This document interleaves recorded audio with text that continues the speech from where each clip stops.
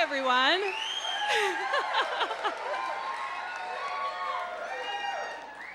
My name's Fawn. I'm going to talk to you about beer and women, and apparently show-closing topics, so thanks for that.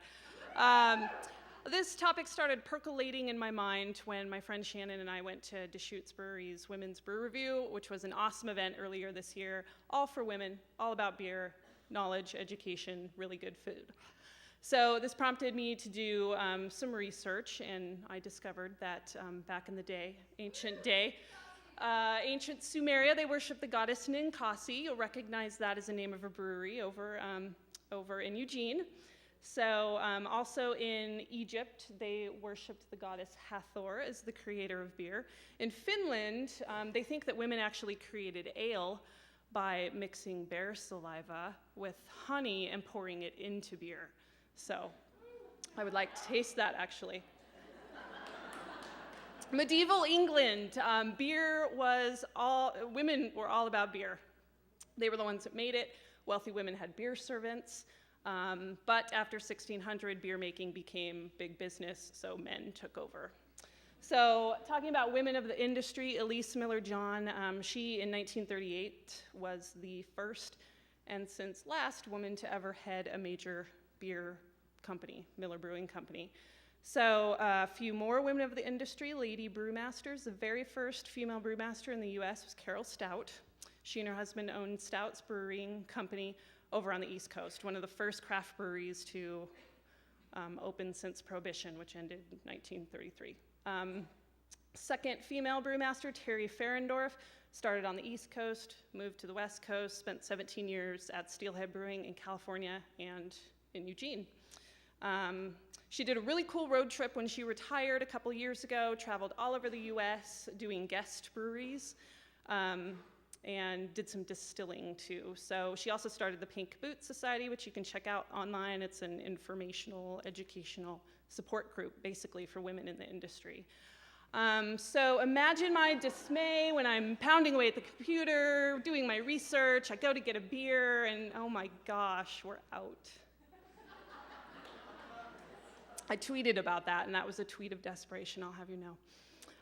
My husband reminded me that I couldn't really talk about beer and women without mentioning Prohibition. Women were the driving force behind Prohibition. Ladies, you can still be a part of the Women's Christian Temperance Union if you wish today. The Cullen-Harrison Act pretty much ended Prohibition in 1933, so raising the alcohol by volume level in beer to 3.2% as opposed to 0.5%. I did a little bit of research on advertising, was dismayed to learn that nothing's really changed. Here's the bikini shot. Interesting though, back like in 1950, so on and so forth, Budweiser started out with these ads, which really, she's fully clothed, reaching for a beer, kind of on common ground as her man. So it's kind of interesting that they went from that to bikinis. So I don't need to tell anyone that lives in Central Oregon that this is like an oasis of beer. The beer is flowing. We have 7 breweries, I think, 2 more coming, Brewworks, which I think opens tomorrow, and Noble Brewing. Out of all those breweries, we, correct me if I'm wrong, someone please, we only have 2 lady brewmasters, Veronica Vega at Deschutes and Tanya Cornett at Bend Brewing Company. So these ladies have won awards. Tanya Cornett actually a couple years ago, she won a Brewmaster Award at the kind of one of the major brew festivals in the country, and she was the first woman to ever do that. So some stats and facts that I won't get through. Women make up at least 25% and counting of the beer drinking population, and a quick poll of girlfriends. They like all kinds of beer, but dark beer wins.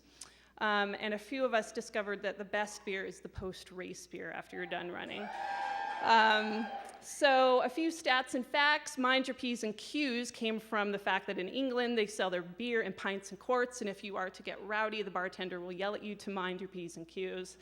In Bavaria, beer is actually considered a staple, much like bread or milk, And I'm pretty much out of time, and I didn't drink as much beer as I planned, but cheers and thanks.